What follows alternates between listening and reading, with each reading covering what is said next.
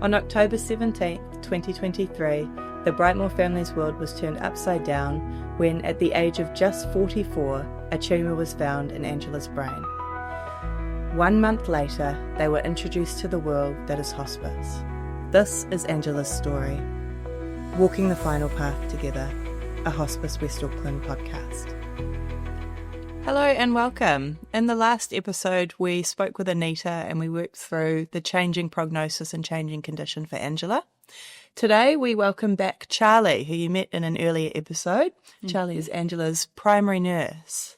Thank you, Esther. Now, for those of you who are watching the podcast and not just listening, you might notice that we're in a slightly different venue today. Aron, where are we?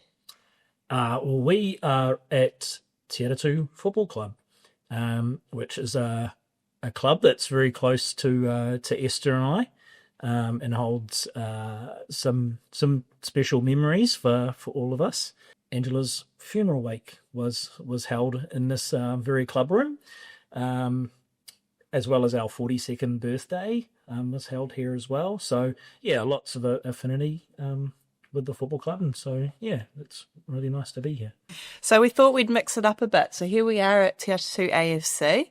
And today we are sort of going along the journey again with Angela's story. As I said last episode, we talked with Anita and things were starting to change and get a bit more progressive for her. Today we're looking at those, what we call final days for Angela. And I imagine, Charlie, this is possibly where you came into the piece even more. A lot of people ask, what are final days? What does that mean? Yeah, I guess it means those last days, perhaps shorter than weeks of someone's life. And I suppose there's signs that someone's entering into that phase irrespective of what their underlying disease is. And so often we see people eating less, drinking less, sleeping more, being sort of less alert in those sort of last days to maybe a week before they die. Is that often the period of time where people think maybe hospice, that's when a referral to hospice is important? Yeah, and I think we do get quite a lot of late referrals for people like that for many reasons. But I think the beauty of knowing someone well before that time is that you've built that rapport and that relationship with them and with their family. And also you can kind of tell subtle changes in them that perhaps family who see them all the time don't notice. So when you go back and visit, you think, they look a little bit different to when I last saw them, and that is really helpful from having have known them for maybe weeks or months prior. Yeah, and that's we talked about that before. Like that, to your point, that was exactly what we thought hospice was in the beginning. Was, you kind of wait till this time, or and then you guys come in and help, and so that was that kind of. Like, well, hang on a minute, how quick is this going to happen? I mean, in the grand scheme of things, it was very quick, but, it was like, oh, are we at that stage already? And it was, and then obviously we get to experience the full offering. Aron, I'm hyper aware. I know every episode so far has probably been quite an emotional journey for you, but I can imagine this one is going to be even more so as we're talking about what is a really, really critical time. And it's hard to know, I would imagine, being in there, you're going through these progressions with Angela and you're seeing her change. How do you get to a point where do you start to have a conversation, Charlie, and say, now we're approaching the last days of life, or what happens there? Yeah, I think if it's not been brought up by family, then I might start a conversation by saying, how do you think things are going? Where do you think things are at? And often people do know sort of where we're sitting at that point. But if not, I guess I'll just guide that conversation, just say, look, these are the changes that I think I've seen in, say, Angela today, and compare that to what I saw maybe the week before when I saw her. And, I think normally when someone's deteriorating over a certain period of time, that pace sort of continues. Yeah, so I guess just sort of delving into that conversation quite carefully, and not to shock anybody about time frames, I don't always give timeframes unless someone explicitly asks, because it's so. But I suppose it can be helpful to know, are we looking at days, weeks, months? So, Aron, what were you noticing? Were you observing anything? Yeah, I think it was, so Charles was quite hard because you're kind of in it every day, so you kind of, you don't get to notice too much, but there was the lack of eating, and then lack of kind of needing to drink. Talking was pretty much gone. It was very much like facial expressions was a way of her communicating. And yeah, there was just this kind of, I guess she no longer kind of needed us. Do you know what I mean? Like, we'd been doing all of this stuff, and now everything kind of, I guess, is it shut down? I guess is the and yeah. So you just kind of noticed there was not as much need for us anymore. I can imagine eating less, drinking less, talking less are all quite scary things to notice. Yeah, and I think also because you still have this prognosis, right? That's that had gone from 18 months to 2 years, that had then plummeted to to 6 months, and you're like, it's only been 3, so you're like, well, it can't be that, but kind of inside and we're having these conversations anyway, and so you're kind of prepared, and you're just kind of on you're on high alert, because you're like, well, what's going to happen next? But you also kind of feel a bit useless, because you've gone from doing all of these things every day to doing nothing. You're literally just sitting there waiting, and talking to her and stuff like that. But you've gone from just this absolute chaos of doing all of these things to just sitting there waiting, and literally just waiting for someone to pass away. And are you talking with the kids and letting them know what's going on? Yeah, so they were like I said before, like they were just a part of it. They were there through everything. Angela's hospital bed was in our lounge, so she was there. There was no hiding it or anything. So they knew.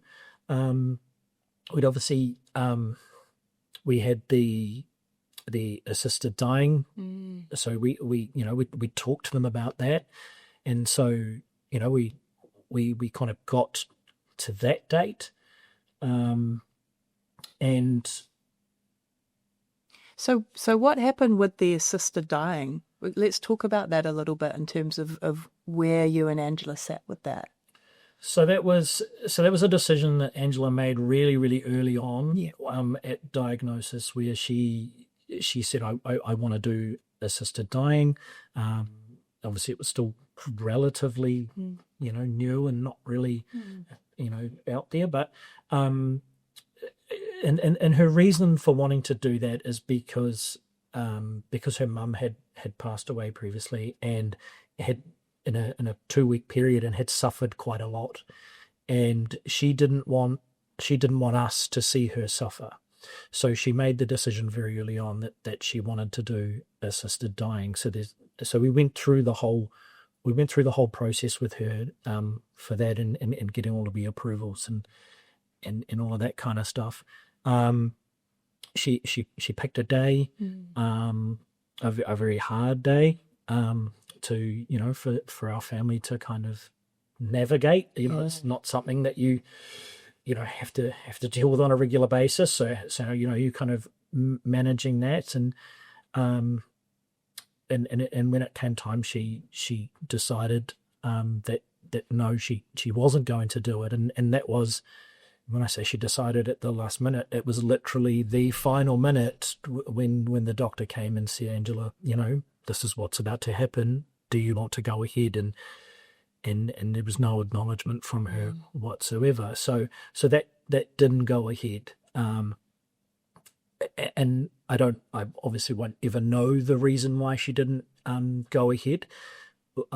If I had to kind of guess, I would suggest that the way that we looked after her, and she knew, she knew that we were okay with her, and she wasn't suffering. And so,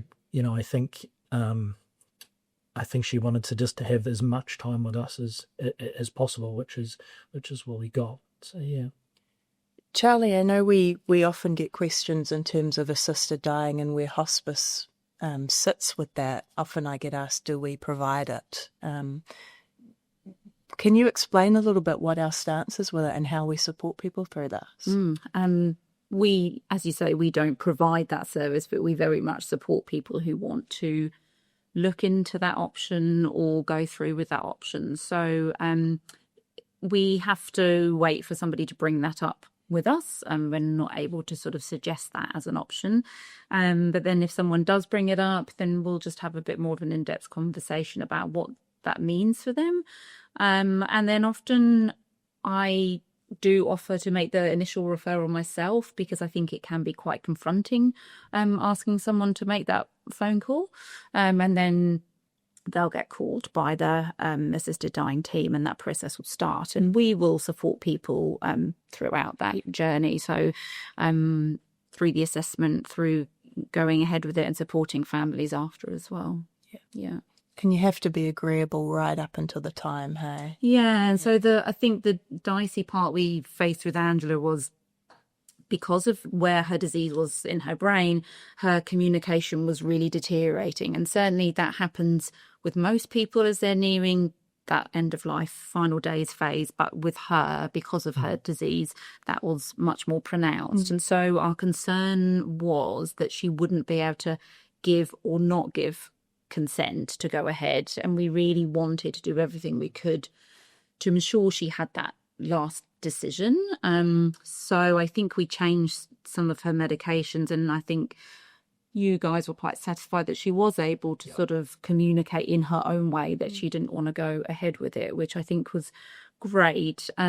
Because of my worry was that if she hadn't been able to have consented, that you would have been left with a feeling of, oh, we should have done it sooner. Have we missed the boat on something she really wanted? So. Yeah, and I think, and that was kind of a really massive part of it too. And the same with her, throughout the whole journey was Angela was of all of these decisions. So her funeral, talking to the kids, just everything that happened, down like getting carers and things like that. That was all Angela's choice, and same with the assisted dying thing. And then it was her choice not to go ahead with it. And like I said, we got, it meant that at the end we knew that we had done everything that she wanted, and we got to spend as much time as possible with her. And yeah. And for her, it was around her family not seeing her suffer. Yeah. And so did you have a bit of validation when she said no, that you felt like she was comfortable where she was? Yeah, like I said, like the assisted dying thing was meant to take place at 4:00 in the afternoon. At no stage during that day did she kind of say anything to us, or so. And I can't, I'll never be able to ask her what what the reason was, but I feel like that was the reason.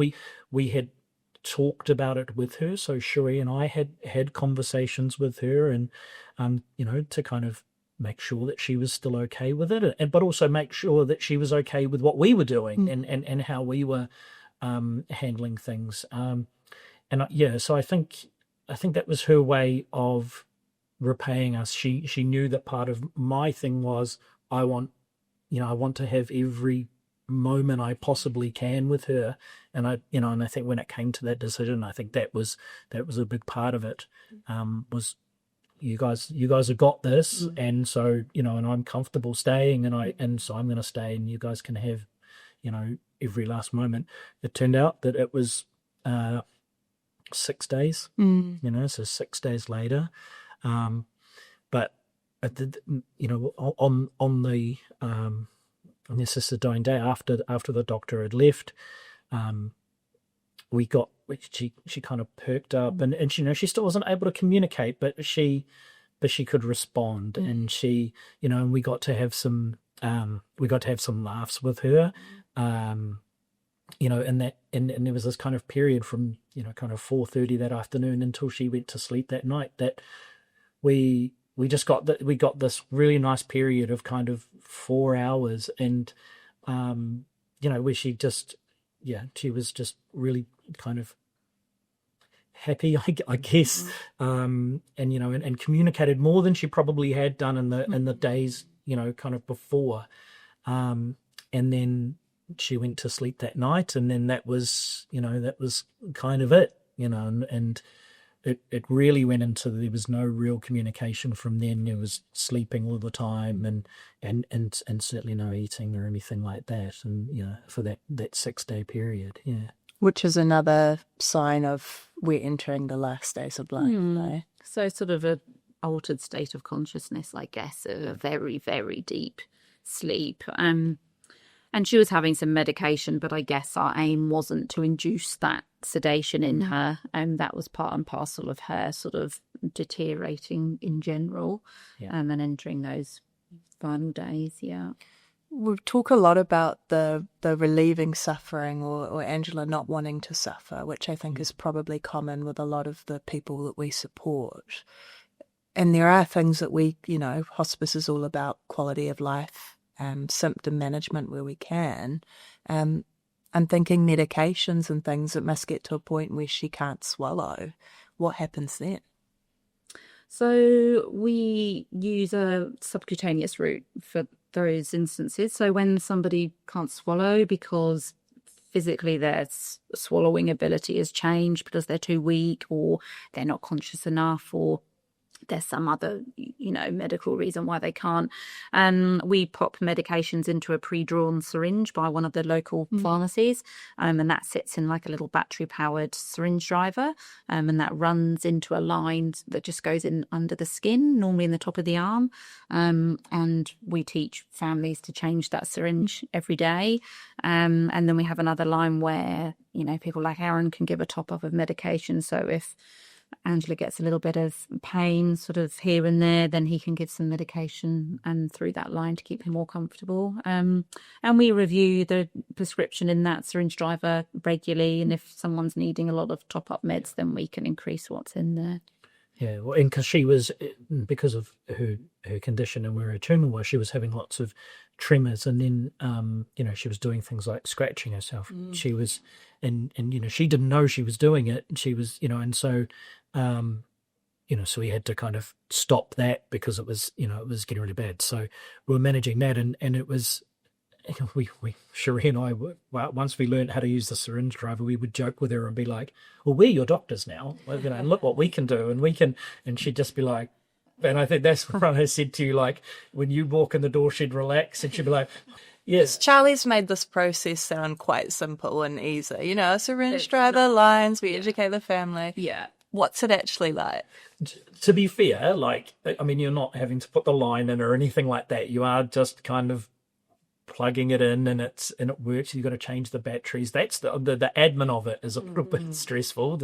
You kind of go through batteries, but it was really, really simple. Like I said, like Cherie and I kind of felt like doctors, and it was okay, clipping it out, popping a new one in, and then I think what was really great is, like Charlie said, we were having to change the medication all the time, and so that would be a discussion with Charlie, every day, almost every 12 hours kind of thing, like, hey, this is happening, do we need to change it up or down or whatever? And it would be a phone call, and these things would be made up and collected for us and dropped off and stuff. And it was just like that whole thing, just to make her as comfortable as possible just became the focus. But like the help and stuff that we got around that was awesome.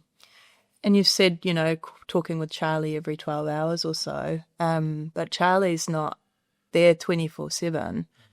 What happens in the middle of the night, or God forbid, one of your days off, Charlie? Yeah, do you have days off? No.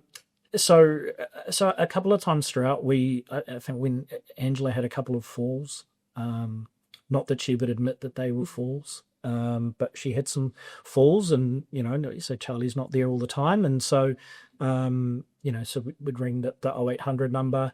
In the first couple of times, you're like, am I overreacting? Like, should I be doing this? And all of that kind of stuff. And you would ring, and after the first couple of times, you'd recognize the voice at the other end of the phone, and you'd be like, look, I'm not sure if I should be ringing. I'm like, of course you should be ringing. Like, that's totally fine. And it gets to a point where they know who you are, and they're like, hey, Aron, how are you? Yep, that's, there's this familiarity, and you don't have to explain the story every time. Like, this is my wife Angela, this is her condition, and stuff like that. It's cool. This is where she's at, so this is what we're going to do. And a lot of the time, it there was no kind of action required. Nobody needed to to call Charlie and say, hey, you need to. It was more of a reassurance. Okay, yep, that's normal. And when she started drinking less and eating less, I was like, what's going on? So it was, hey, this has happened. I don't know what's going on, but that's okay. Like, and I think the words were, she needs that less and less now, and that's okay. And you're like, okay, so it's just this reassurance that actually, like, yes, we're getting close to the time, but it's it's nothing to kind of panic about.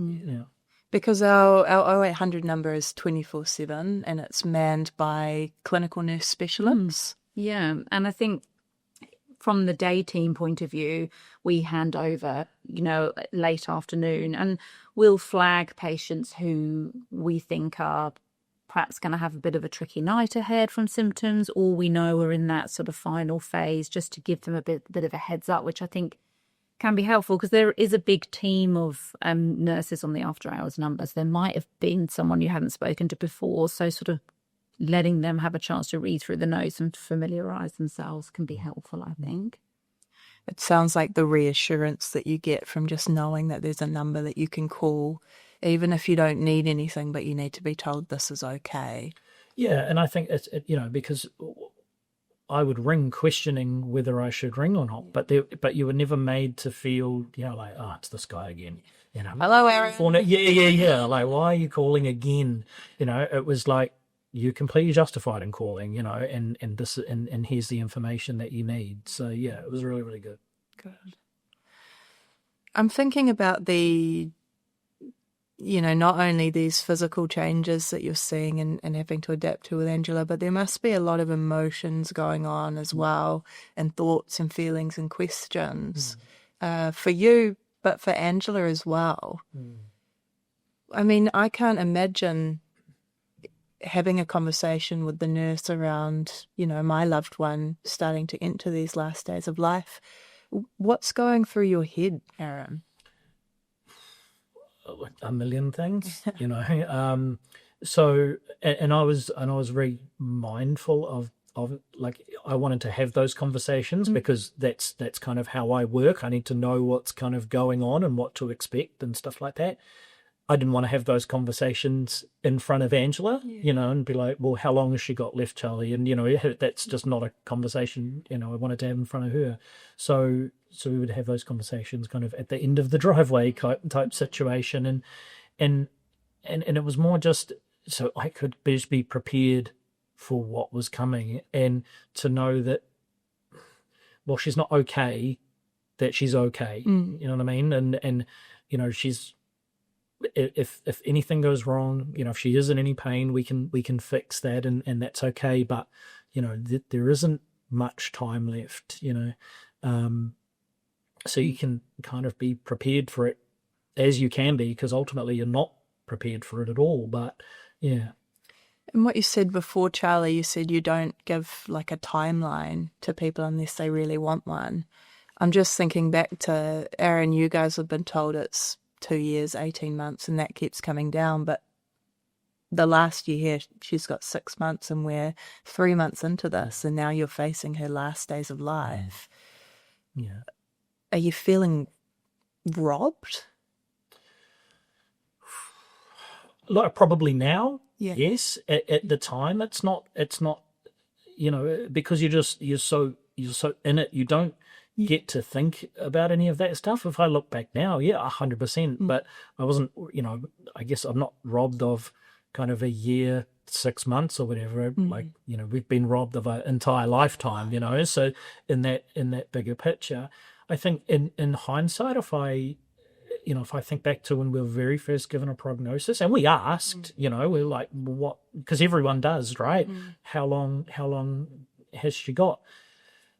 When I look back now, I wouldn't want to know, because it's just best guess, like no one can tell you, even if I'd said to you on the 18th of January, how long has she got? You couldn't actually tell me, it'd be like, well, we don't think it's long, and so.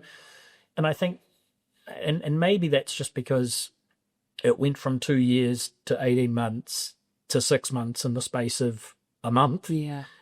Maybe that's why. But yeah, I think if I looked back now, I wouldn't want to know. But being in it and having those conversations with Charlie, because I knew it was coming. And I think, when I look back at it now, I think December I kind of knew, and I think obviously that's when I started having conversations with you and saying, well, I'm noticing this. What does that mean? And kind of where are we at? But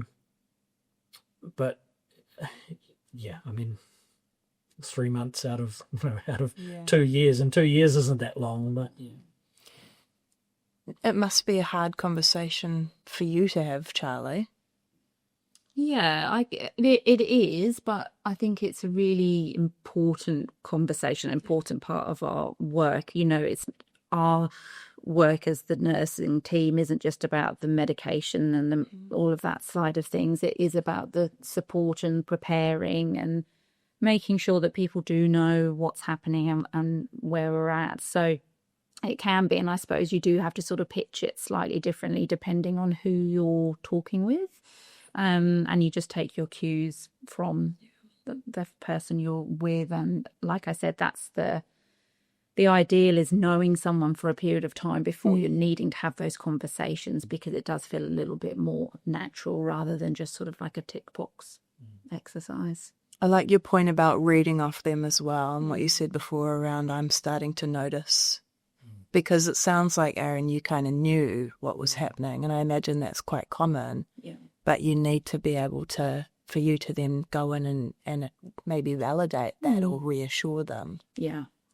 Yeah. I think in as nurses, we don't underestimate how much we expect of family to be carers and what they need to be doing when someone's dying at home. Having to manage a syringe driver, that's a lot, I think, and knowing how to give medicines and what to give when. So we never underestimate the pressure that people are under. And so I guess having those conversations hopefully makes that whole process just a little bit easier. Yeah. And I remember, and from very early on when it was, giving her the steroids and stuff that she needed and all the other medication, like there was a stress that came with that, right? Because you were like, I need to get this right, because if I don't get it right, then that doesn't help her, and maybe this doesn't get better. And so, yeah, there was pressure around it, but I guess, did you weigh it up? It's either I'm doing it or she's not going to be at home, and so, that was kind of the trade-off. And yeah, it was pretty stressful. And I remember saying, am I doing this right? Are we, and I had them all in a little pill container, and we're like, right, I'm going to get to Sunday in the pill container, and then I'm going to go back and I'm going to restock them all up. And also, I think the stress that comes with giving her the medication, because here's a person that's used to just taking their own medication, and now they're trying to figure out what's going on. So, they've got to trust that you're doing it right too. And also, in terms of Angela's condition, as it got further, she would forget what they were, and that you're giving me. I'm like, okay, well, this is this one, and okay, and what about this one? And you're like, okay, well, this is this one, and so you're having to talk her through it as well. And then, like I said, it gets to the point where you're like, can she swallow these? And we had that conversation multiple times. It was, I don't think she could swallow these anymore. And then you start thinking, I don't think she's going to be able to breathe properly. And and you start going through all of those conversations in your head. So yeah. Aron, I imagine at this point you're also being the communicator to the family and friends and all of Angela's networks to let them know updates on what's happening. Yeah. So you're not only living through it and hearing it and adjusting, but you're having to then communicate that out. Yeah, so we started off, from an initial diagnosis. We had a friend's Facebook Messenger chat, and we had a family one, and so then it was like, okay, this has happened, and then you kind of update each one, and then it was like, okay, there's quite a lot of admin involved in that, and so then a very good friend of ours set up a Team Ange Facebook page, and that started out initially as a way for people to be like, oh, I'm going to make dinner, on Monday night, or I can help take her to, her radiology appointments and stuff like that. What it turned into was a way for us to update people, and it was kind of, weekly updates, and so when I look back at that page, you can kind of track, kind of the very quick progression of, but that was the easiest way, the easiest way to do it. Are there lots of people wanting to come and visit her, to see her and potentially say their goodbyes? Yeah, like our house was, if you listen, our house was always full, and I think up until probably the last week, and then we did kind of, because that's once it got to that last week, we knew something was going to happen. Yeah, we didn't know when it was. So, we just cut it right off, and it basically just became me and the kids, Cherie and her girls, and Angela's dad. So it just really, really shrunk down to the people that and my sister as well, who was helping look after her. And so it went from this kind of, house full of people to to kind of the bare necessities of who needed to be there. And for that time, it's all about comfort for Angela. She's in bed most of the time. You said altered state of consciousness. Yeah. What does that period look like, Charlie? I guess really not having any communication from Angela Hay, but assuming that she can still hear us. She's still Angela. And I think that's really important, that for me, when I'm caring for someone in that stage, that I'm still talking to them when I'm doing things. I'm still as I am if she was still able to talk back with me. And I think that's can bring comfort to people. Yeah. I guess, just not always needing to have a quiet environment. If she's used to being in a busy house with people around, then that's what probably brings her comfort as well. And she always looks so peaceful and settled having a house full of people. So I think that was great that you could maintain that sort of normalcy for her as well. Yeah, I like I said, the hard, like I said, something's coming, and it could happen in the days. Like I said before, the really hard bit is you're not busy anymore, and so where you could have those moments because you were so busy that it kind of took your mind off it. All of a sudden, you're just sitting and you're just waiting, and you're waiting kind of a 6-hour period for a syringe driver to need to be changed to kind of give you something to do, and so you're just kind of, I don't know, it's like a waiting room, you're just sitting there waiting, but that's now your focus. And and you kind of get stuck, you're like, well, what do I do? And so, I tried to talk to her, like Charlie said, and just talk to her like she was there. And so, like for 2 months, I slept on the couch in the lounge, because we had lots of people coming down from up north to help and stuff like that.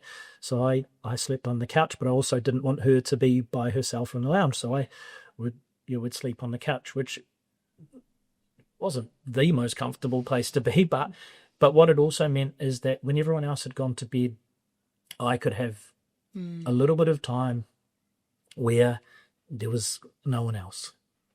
And like in the morning, so she'd wake up at, I don't know, 5:30 she'd wake up, and I always wake up at around the same time, and I just look over, and she'd be lying in her bed, and she'd just be looking at me like, when you go for a sleepover when you're a kid and the other person's still asleep, and so you got to kind of sit there and wait. It was like that.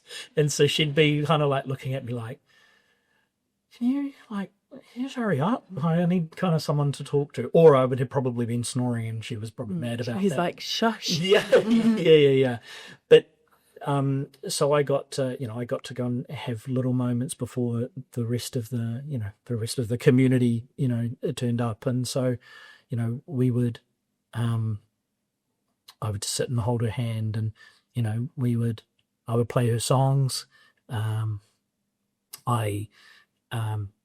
asked her if she wanted to hear my eulogy for her, and read that to her. It's one of the hardest things you'll ever do. And she was, and I think going back to like, she didn't want us to see her suffer. And very early on, when she said that the thing that made her sad was that when she was gone, that she would just close her eyes and not wake up. But we would all be left here and be sad. And so everything from her was about us, and so she, so she wouldn't cry, she wouldn't get upset, she would let everyone else get upset around her, and it was, those are some of the really, I've said it before, like a really horrible time, but some of the best moments of our whole relationship were in those moments. And I can imagine how hard it is for you to find your moments with Angela when she's got this entire community around her all wanting to see her. So to be able to take those 5 a.m. with her looking at you going, psst, and then your evenings as well. And as she's going through these days, no, she can't converse with you, but you're still able to have those treasured moments. Really hard, but really special and important as well, and probably something that I imagine would have brought her such great comfort too. Hey? I think we try and be quite cognizant of that as well, not over visiting, making sure that patients' families have their own space. We don't want to be in there all of the time if it's not necessary, knowing that this is a important time for everyone. And so I always say to people, I'll come if you need me. If you don't want me, that's absolutely fine. Don't take it personally. But, respecting that you do need some peace, that when things are settled, actually it's okay that we don't come and visit. Yeah. Charlie, I've got a question for you. It's really hard hearing this story, and this is probably one of many that you deal with on a daily basis. How do you manage, and how do you support yourself and find strength? Because I can imagine this impacts you as well. Yeah, and certainly I think when you're caring for someone who you can sort of see yourself in, we're of similar ages, similar sort of life stages, and and you think if we'd met in a different scenario, we probably would have been friends and gone out for a drink together. And when you've been had a quite intense relationship with someone and their family, that is very difficult. And I think that's natural. As much as we try not to let that show too much when we're in someone's house, it's natural for us to get upset and feel emotions around that. We're really lucky at hospice that we've got such a great supportive nursing team. And often if I'd come out of a visit that I found quite difficult, I would just ring one of my colleagues and just offload to them. My husband gets quite a lot of offloads in a confidential way, but I'll just sort of be like, this is, today was a day. This is what happened. And then we do get supervision as well from clinical supervisors just to help us and deal with, I guess, the cumulative effect of dealing with situations like that and day in, day out. Yeah. I suppose for me, my driving force and to always help me with my emotions is that, as awful as that situation is, hopefully what I'm doing can make that situation as best as it could be, and enabling someone like Angela to be at home and support someone like Aron to do that for her. Yeah. Which is a pretty big gift that you... Yeah, I mean, I think we do a very small percent of that work. It really is the families, the carers, the support crew within the community that take on that huge burden, and we're just there to sort of point you in the right direction, really. I think there's a statistic somewhere, because I always like statistics, and I can't remember the actual number, but I think it was less than 10% of caregiving when you are at the end of your life comes from professionals or from paid carers, and the rest of it is from the family, the community around you. So I think that speaks to how much, like you said, Charlie, we're there for a small bit, but just how much your community and family support you through it, hey? When I moved over here from the UK and started with hospice, I was actually really surprised about how much care families give and how just happy they are to do that, and it's just sort of expected, and that's the norm. And I think it takes a lot, and you're trying to juggle everything else, and you've still got bills to pay, and you've got kids to take to school and all of that. So we certainly understand how hard that can be. Yeah, and I think that's you said before about like the community and the people and stuff like that, and and people would come to me and say, it's great the way you're looking after her, and you're doing such a great job.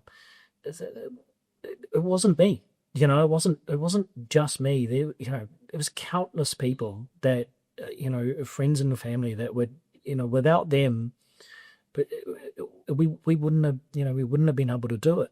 But I just, from the day she was diagnosed, I was like, this is what we do. Like it was never in question, and I think I remember someone, quite late on, someone said, oh, have you thought about putting her, just respite care? And I was like, she's not going anywhere, and people would say to me, oh, like, you must be so busy, like you need to slow down. I'm like, you know what, I've got however long I've got to slow down and rest from this. At the moment, she is my focus, and making sure that she is okay is far more important than me, having a break, so yeah. I remember I used to say to you, you're doing a great job. And you'd be like, of course, but yeah, of course I'm going to do it. What else do you do? Yeah. But it's still hard. And I think, I always say to people, don't forget what you have done, because that takes a lot, physically, emotionally, spiritually, mentally to do that. So yeah, just take that compliment. Absolutely. And there are some people and some families that maybe they can't, or there are different things, circumstances for them where they can't or don't have the means to do it. And I think of, patients that have been under our care for, more long chronic illnesses. And so that caring role is extended too. And I wonder what happens in those situations for carers, because it's, it can go on for longer. Yeah. And you can't maybe have the time off work for that long. Yeah. I always liken being a carer for somebody who's terminally ill as being in a job that you never go home from. Yeah. You don't get to finish at 5 and go home and go to the gym. You don't get to have annual leave. You don't get to have your weekends off. It's 24/7. And I imagine you're sort of constantly on edge thinking, what does this mean? And what does that mean? And what will tomorrow bring? So, people amaze me at how they deal with that. Yeah, well, and I think obviously since going through all of this, like, there's lots of reflection as well, like, did I, would I change things? Would I do things differently? 100%, I've said it before, like I would rely on people to come over to then go and do stuff. And if I look back at that time, I think I missed out on lots of stuff. And, I have lots of questions that I would like to have asked Angela in more conversations and stuff. But I just wanted to make sure that she was okay. So I was like, right, you're here, I'm going, I've got to do this, this and this. And I think, if I had to redo it again, this is an awful thought, but if I had to do it over again, I think, I would delegate a lot more. I would, be saying, because people wanted to help, people would ring and say, what do you need? What can we do? And at the time you're like, to be honest, it's actually the worst question you can be asked, so for anyone listening or watching it, don't ever ask someone that's going through this, what can I do to help? Because we don't know. We're not thinking about that. We're thinking, I've got to go and do this. I think someone said to me, the best thing someone can do to help you is just go and do something, and that was because it kind of puts this responsibility on you, right? Of like, well, now I've got to think of something for them, for them to do. And so lots of the times I'd be like, no, you're fine. What come over, that's fine, because it means I can go and do something. And I think in hindsight, like, I would have delegated a lot more and got to spend a lot more time with her and stuff like that. So instead of asking what can I do, is it around offering just go and do practical things? And what might they be? What would have been helpful for you going through this, Aron? Well, I mean, one of the big things, especially in the end, was people going to the pharmacy. Meds changing all the time. Oh, and like I said, it was every 12 hours. Like, and the pharmacy was they were amazing. And so stuff like that, like logistics stuff, like going and picking up groceries and stuff like that, like. And I've had people come to me since and be like, hey, I've got a friend that's going through this, through the stuff, like, and I want to put a kind of care package together for them. What should be in it? And I'm like, this, and this, they're like, oh yeah, and I would never have thought of that. I would have taken chocolates and flowers. Yeah. Okay, top 5 for a care package. What is it? I guess it depends on the time frame, but I would say adult diapers would be a really, really big thing. Towels.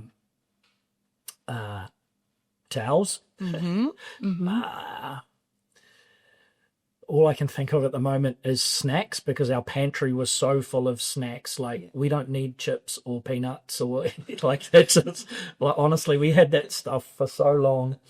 I think just practical things, flannels. Yeah. And I wouldn't think of that. I'd be going to food. Yeah. Food, flowers. Oh, maybe a Sudoku or a puzzle book, which is, she can't do any of that stuff, come over and, some moisturizer or something and do that kind of thing for her and stuff like that. Like for a year, me and the kids could not eat shepherd's pie or lasagna.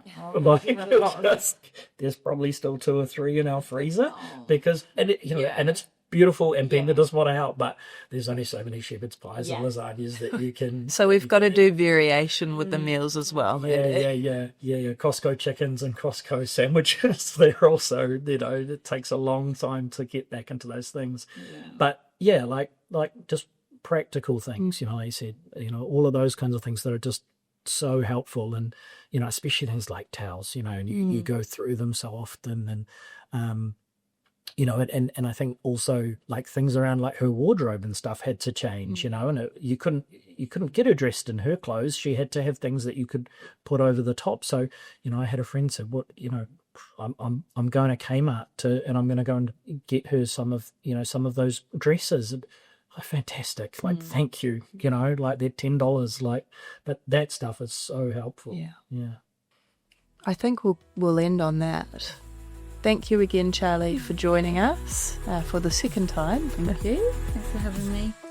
Join us on the next episode where we'll talk to one of our doctors and we'll say our goodbyes to Angela. Thanks for joining us.